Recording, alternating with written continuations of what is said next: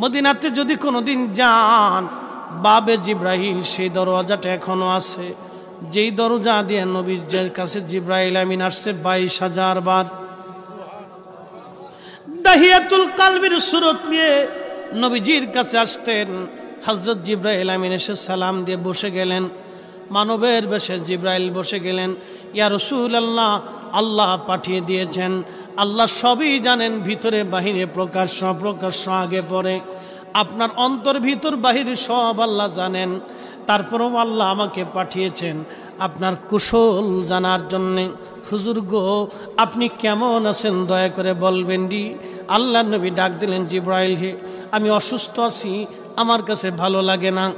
আল্লাহর জিব্রাইল চলে গেলেন। পরের দিন আবার এসে সালাম দিলেন, জিজ্ঞেস করলেন, ইয়া রাসূলুল্লাহ আপনি কেমন আছেন? জিব্রাইলকে নবীজি বললেন, জিব্রাইল রে, আমি তেমন ভালো নাই, শরীর অসুস্থ, আমার ভালো লাগে না, অসুস্থতা আরও বেড়ে গেছে।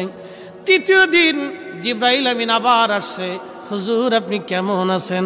আল্লাহ জানতে চেয়েছে আপনি কেমন আছেন। জিব্রাইলকে নবী বললেন, আল্লাহকে বলো আমার শরীর ভালো না, আরও অবনতি হয়েছে। চতুর্থ দিন জিব্রাইল